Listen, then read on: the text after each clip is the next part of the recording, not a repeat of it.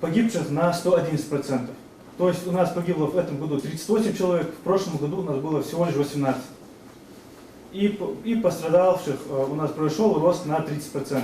Эти страшные цифры – реальность в нашей республике. В сравнении с прошлым годом наблюдается рост по всем показателям аварийности. Блогеры и общественники играют важную роль в формировании общественного мнения. Поэтому сотрудники ГИБДД инициировали эту встречу. Здесь обсуждают, как совместно работать над повышением безопасности на дорогах. Магомед Мужухоев обеспокоен неутешительной ситуацией с дорожно-транспортными происшествиями в республике.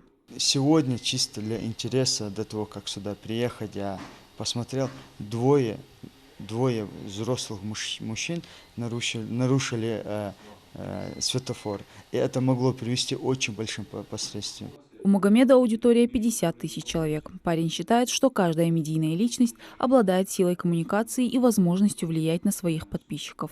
Мы будем наставлять людей, наставлять не просто как словами, так и применяя термины из религии нашей, напоминания делать людям. Потому что если мы не будем оберегать нашу республику, то никто другой не придет и не будет смотреть за нашими дорогами, нашими родителями, можно сказать.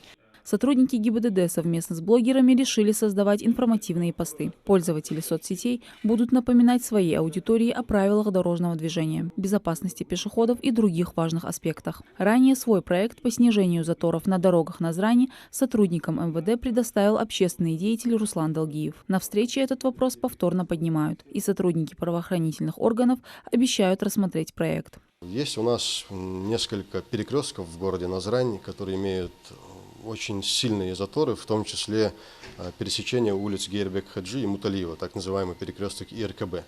То есть предложение мое было связано с тем, что я внес предложение по перенастройке светофоров.